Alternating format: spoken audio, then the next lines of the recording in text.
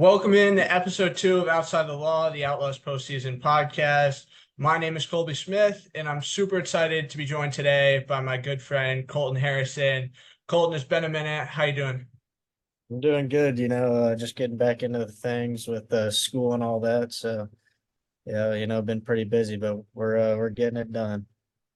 And talking about getting back into things with school, you made that decision to transfer down to Northwestern State. Now that you've had the experience to get down there and start to get involved, how's that gone over for you?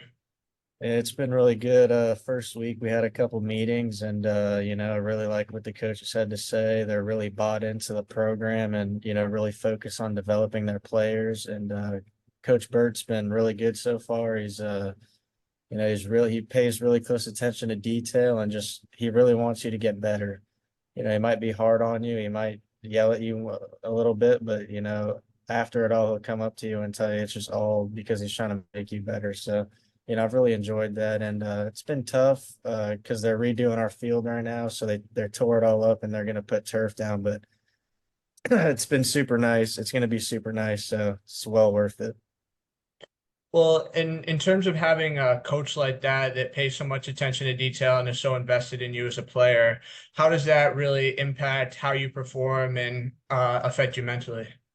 You know, it can be stressful because you're trying to perform and do the best you can for him so he doesn't get mad at you, and obviously so you can just do good for yourself and all that. And but it feels good knowing a coach has confidence in you and that you're here for a reason, and he tells us that all the time. It's like you guys are all here for a reason, so you're obviously a pretty good baseball player. And he just tells us the standard for a Division I baseball player and tells us to just live up to it. And every single day, we're going to live up to that standard or do something a little bit better. So, it's just the attention to detail and the standard he's setting is really important. What really stuck Northwestern State out from any other college you looked at and when you decided to transfer? I think really the coaching staff and just like the school is just going up. It's just on an uphill path. They're redoing the baseball field, all turf. They're talking about getting new lights, a new jumbotron. They're redoing the softball field. Got a good football facility coming in that we're going to work out in, a huge weight room. Uh, it's really big. And then just the coaching staff, the hitting coach is a great guy, recruiting guy is a great guy, and Coach Burt, love him. He's a good coach. And then, it's been a good experience so far. As a player, when you first take that jump from high school ball to college, or when you're in the transfer portal, because I'm sure it's kind of different, what exactly do you hope to hear and what do you like to hear from coaches, really? You're just looking for a coach that wants you to come in and try to make a difference. Just being given the opportunity to play baseball at any level is important in the first place, whether it's D1, D2, D3, NAI, or JUCO. It's all a blessing. So and never take any of it for granted. But just a coach, the fact that a coach is reaching out to you and wants you to come to his school, you got to respect that, and it makes you feel good about yourself that there's coaches out there who believe in you. Well, and other than coaches, were there any other exterminating factors or whatnot that made you really decide that Northwestern State was your best option moving forward? I know a couple guys here who have said great things about the place, just like the school in general. And like I said earlier, the whole school, not just the baseball team, is on an uphill path. We just got a new president. He's talked in front of me a couple times to a bunch of the new students and stuff. But it's just the first day we got here, we had a orientation meeting with the president with all the new people. It was like 2,000 freshmen and transfer, or whatever. And the things he just said was just great. He's just super confident in building up the university, and he's a graduate from here, so he knows what he's talking about, obviously. And it's nice being at a place where it's the future looks really good. And in talking about the future, what does that look like for you? What are you planning on school wise? Are you keeping the same major? Are you changing that up? What's that look like? So at University of New Orleans, I was a finance major. Originally I was a business admin major, and then I switched it to finance spring semester. And then over here, when I applied, I saw they didn't have the finance degree, but they have business administration with a concentration in finance. So when I saw that, I was like, yeah, I'll probably do that because, similar to finance, and then gives you a little bit of background in business administration too. So that's what I'm planning on doing. What's the goal post graduation with that degree? I just want to get into businesses and try to work numbers and see what I can do to help them grow. Maybe potentially start a business of my own. But most importantly, I just want to be a guy who can go into a company and really look at things and, say maybe we can improve here, improve there, and then boost up a couple companies, make a couple dollars, and see what I can do. Maybe start a business myself. And now I'll take a step back to in the here and now. Classwork, how do you go about trying to balance that with the busy schedule that you talked about before we started this thing? Yeah, so this year it's a little different for me because last year, UNO freshman year, so I had the same amount of classes, but we worked out in the morning. My workout times were like 9:30 or 9 o'clock in the morning. So I'd wake up, go to 8 a.m., then go work out. Over here, we work out after practice. So it's a little tougher because over there I had all afternoon after practice to go do homework, whatever. So over here, I just really have to, I try my best to get up early and make my mornings as useful as possible because, I got a class at 9 and then I got a couple hours until we practice around 2 or 3, whatever. So I try to use that as much as possible and then obviously practice and don't really get home till about 5:30, 6 o'clock this year. So, you gotta take advantage of all the time you can. How hard was it to make that adjustment right from the jump from morning workouts to now this different schedule? Yeah, it was tough. I mean, I just got home from weights a couple hours ago, and right before we worked out today, we went to a local field to hit BP and throw and just do a bunch of baseball stuff since our field's getting redone. And I was exhausted, I was gassed, and then we went to work out, and then that was tough. But hard workout, hard practice, then you come home, eat a good meal, and you just got to lock in on some homework. So I mean, it's a tough adjustment, but it can be done. How much time do you usually spend on homework a day?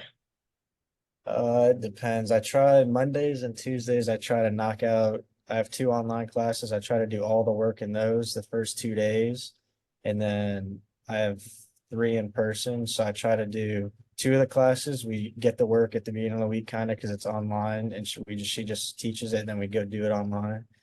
So most of the time I can get it all done in a couple hours on Monday and Tuesday, and then if stuff pops up, maybe an hour a night, but nothing too crazy. What's your favorite class that you're taking so far this fall? I'm in a basic accounting class. I got a test on that tomorrow. I need to study for after this, and it's that's probably I just love business. I love working with numbers, and I love that type of stuff. So probably my accounting class. When you say you liked working with numbers, does that mean math was your favorite class growing up in school? Yeah, I'm a big math guy. I'm in a math my last like university core like requirement math class this year. I got a test tomorrow on that too. So accounting and math same day. So, but you know, math's always been easy for me. So I think that's why I want to work with businesses so much because I just love playing around with numbers and seeing what we can do. Were there any classes growing up, middle, high school, or even last year so far this year that you really struggle with that you'd count as like adversity off the field? Yeah, so I took a microeconomics classes, like econ, I don't know the numbers, but microeconomics, like basic economics, and took that last fall, and that was pretty tough. That was probably it's just because there's so many different economic ideas and stuff like that. That was a tough one for me, but all the other classes have been pretty simple. What kind of challenges do you feel like you faced away from baseball, uh, growing up, or even just recently that have really molded you into the player and person you are today? I think So as a kid, I moved around a lot. I grew up in California. When I was 7 or 8, I moved to Lafayette for a year. Then I moved to Canada for 4 years, and then I moved back to uh, Lafayette when I was like 11, 12-ish. So 7 years one place, one another, 4 or 5, then back for the past few years. And I think, and then that mixed with going to UNO and then transferring here.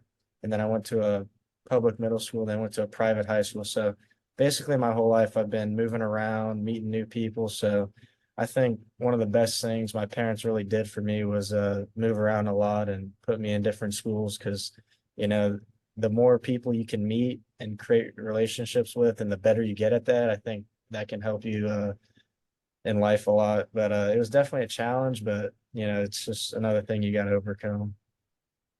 What's your favorite spot that you've lived in so far in your life? I mean, I've been in Lafayette for like the past 7 years now, so I mean, that's all. That's all. I mean, I know. I mean, since I'm older now, that's all I know in like my older life, to where I can do more stuff like drive and hang out with friends, and that's where I grew up, like my more mature years, obviously. So I really have some roots in Lafayette, but I really like Canada too.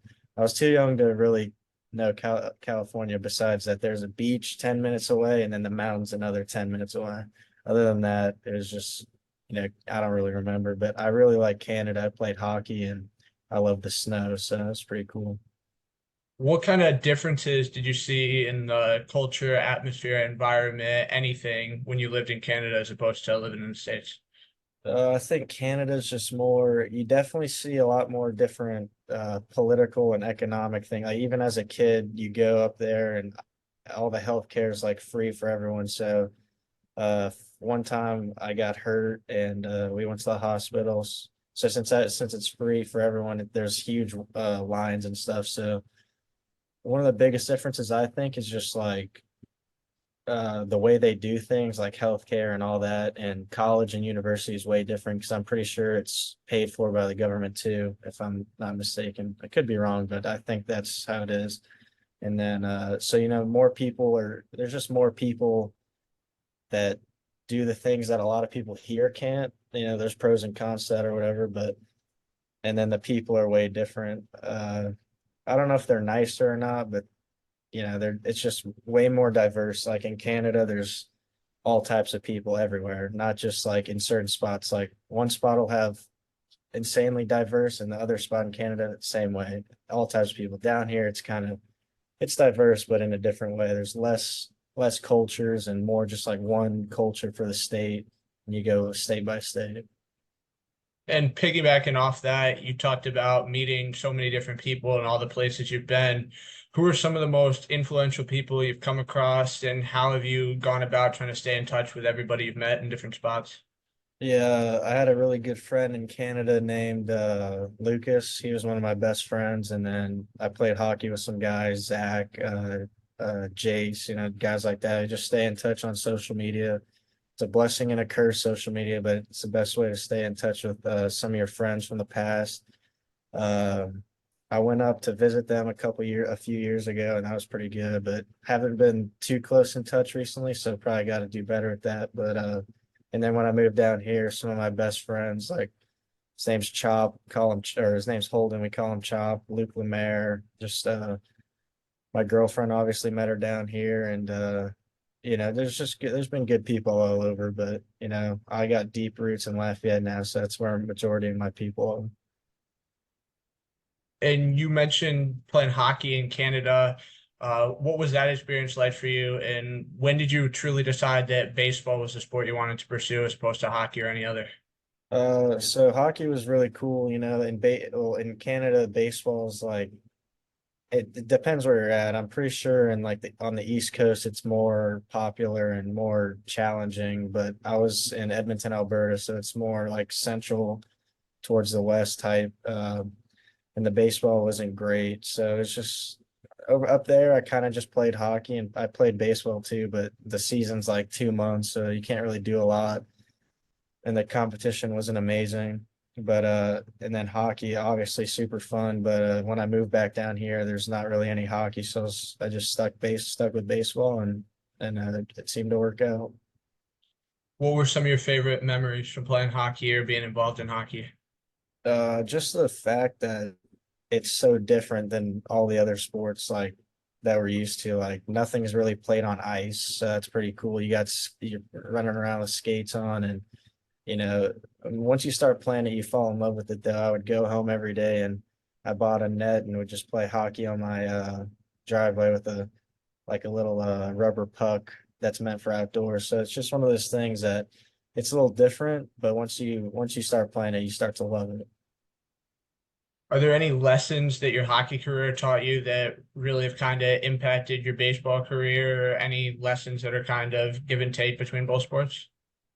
Not really. Besides like the physicality, that probably helped a little bit when I played football. Just being tough and getting hit. But other than that, not, I mean, it's just another one of those sports. And what are some of the biggest lessons you've learned throughout your baseball career, particularly? Mental toughness for sure. Like just sticking with it because it's one of the hardest games, I think. And if you think about it the wrong way or let it get to you too much, it can really hurt you. But if you go about it the right way, it's one of the best games on earth. So you just got to stay positive. That's the biggest thing. When you're younger, it's hard. You don't really understand it. But once you get to high school, it's a little better. But then once you get to college, you really start to understand that if you don't stay positive, it's an impossible game to play. So just trying to keep the mind clean and stay positive. How hard is that jump as a baseball player to adjust from playing in high school where it's a shorter season? Maybe you're involved in travel as opposed to going to college where all year you're playing fall ball, you're in the gym in the winter, you got your spring season. Yeah, I mean, I didn't think it was going to be it didn't seem like too big of a difference, but now that I think about my freshman year, I mean, it's just, you go through a lot. Obviously in high school, not everyone's the best player, like, but as soon as you get to college, I was struggling in the fall a little bit last year, and I had a talk with our head coach, Coach Dean, and he was just like, "Yeah, I mean, you're facing all the best guys you face in high school. The best player from each team is who you're facing now, instead of maybe one of the worst guys pitching. Now you're facing consistently the best high school player from every team. So it's just you face the best people who you played in high school consistently. There's no breaks, and you're always playing fall, spring, summer. The only break you really get is winter break, but even then you're going to the cage every day. So it's just one of those sports where you're playing year round. So you gotta stay tough and just grind it out. Now we've hinted at it a couple of times, and you bring it up mental toughness. I have to ask, I know we spoke a lot about it off the record this summer, but the transfer portal, what was that process truly like, and how tough was that mentally?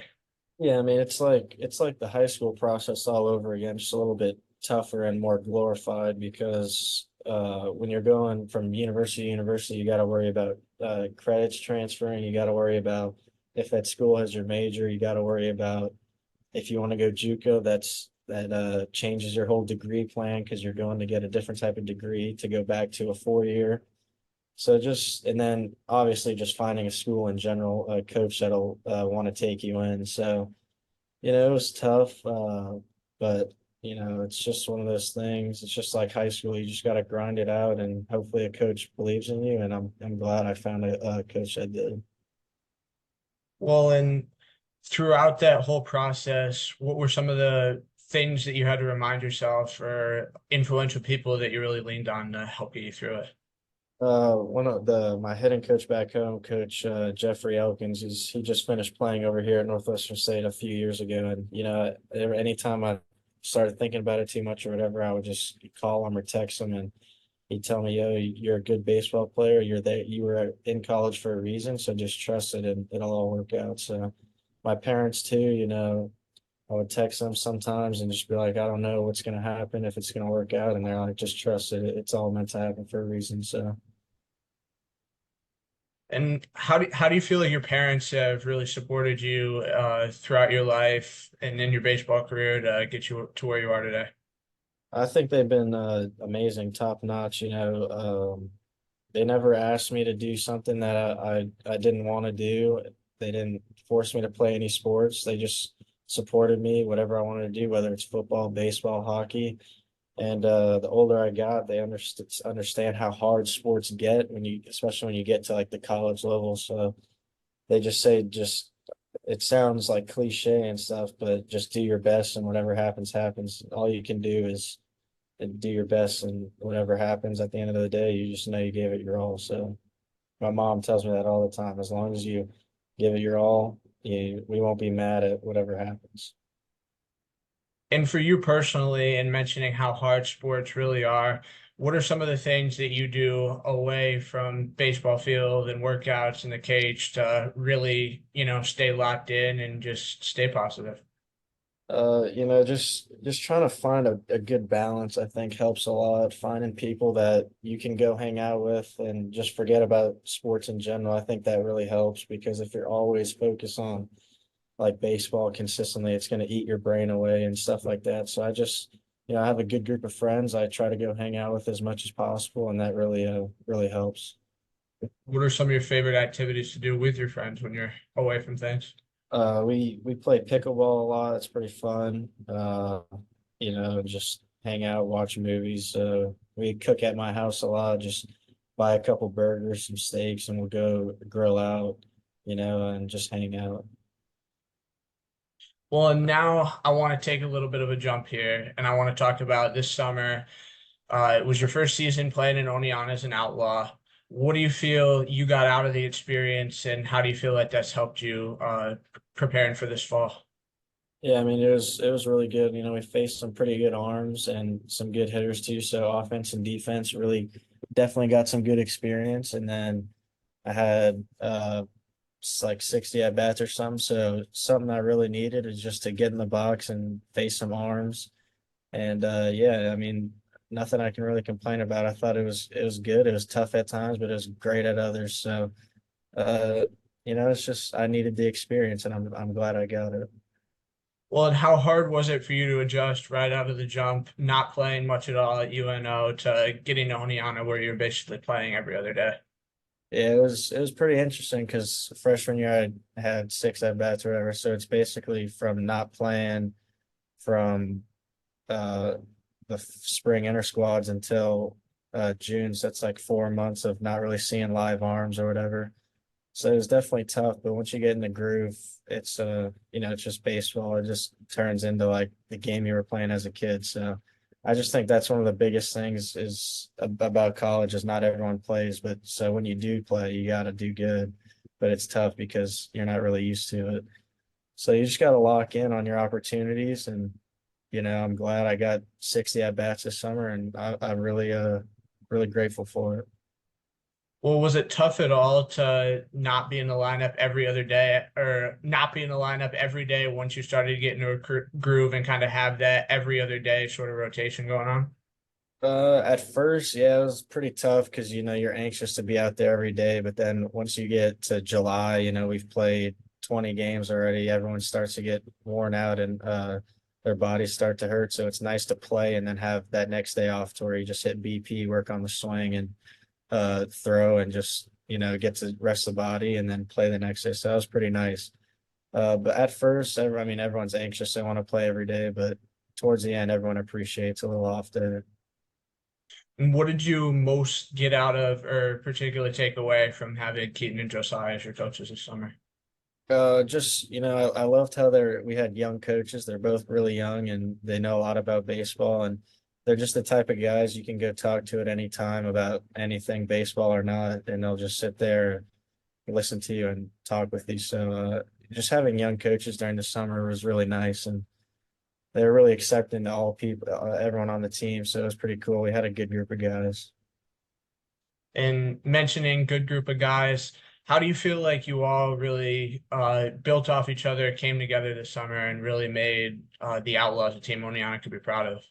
Yeah, it was awesome. At first, everyone was kind of shaky first couple days, but I mean, that was the fastest that's the fastest I've gotten close with the whole team probably since I've been playing baseball. Like within a week or two, everyone was, knew everyone's name, and 45 guys or whatever. It's not easy to remember that many names, and talk to everybody every day, but we got to a point where everyone was just having fun and laughing, and there was no judging if you did good or bad. It was just we're all part of a team, just trying to help each other out.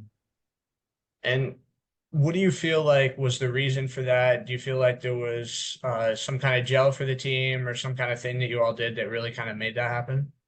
Well, I think it was nice. We had a couple of returners like Brody and Jack, and a couple of the pitchers and Goebel and Joel. Those guys really set the foundation and explained a lot of stuff to us. And they're really nice guys and welcoming. And then obviously the umpiring, which I totally forgot about, was great. Just the first game I umpired was with Dan, and we weren't really like that. I don't think we had talked yet.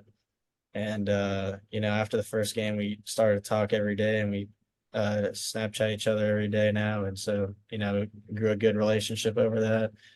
So just things outside of baseball help too.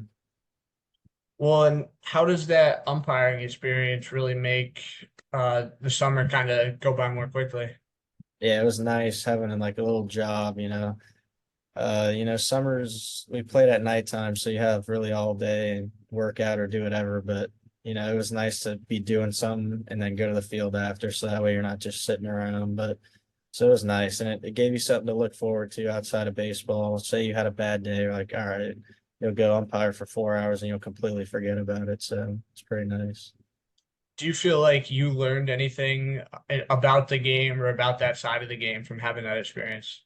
Yeah, I think it really opens your eyes to how much they really like impact a game. And it was nice doing younger kids. We were doing 12-year-olds, so just seeing the younger part of the game and how much they really love it. And I think the greatest thing about it was it changes your perspective, because as you get older, you forget that it's the game you were playing as a kid, and that's the game you loved as a kid. And seeing them go out there, and even if they had a bad game, after the game, they're all smiling and having a blast. So it really opens your eyes.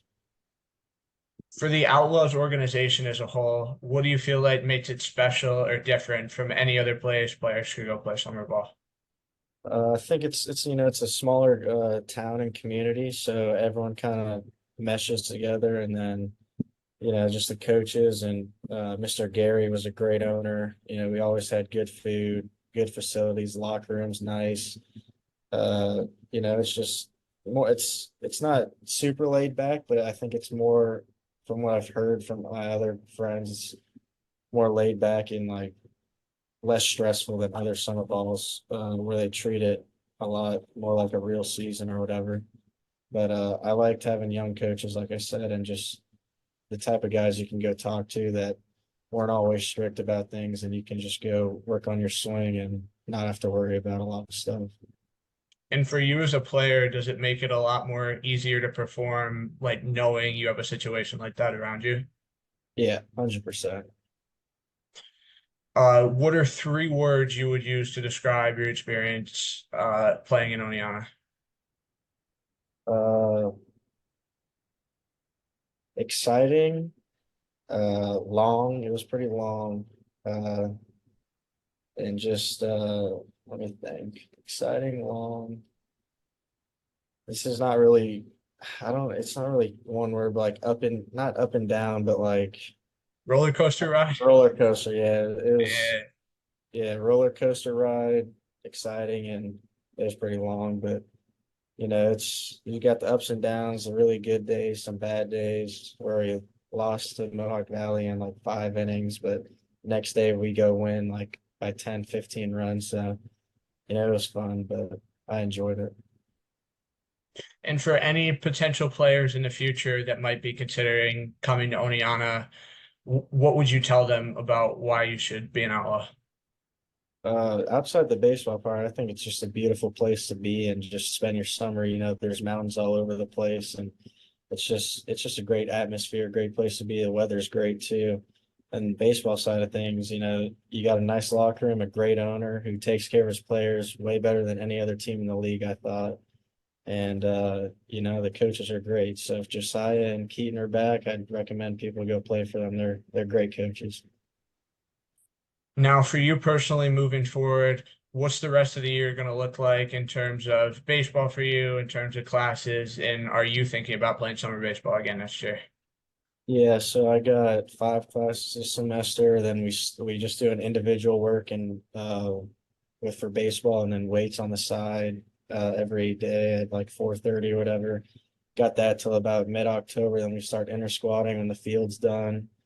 Brand new turf field, like I said, so it'll be nice.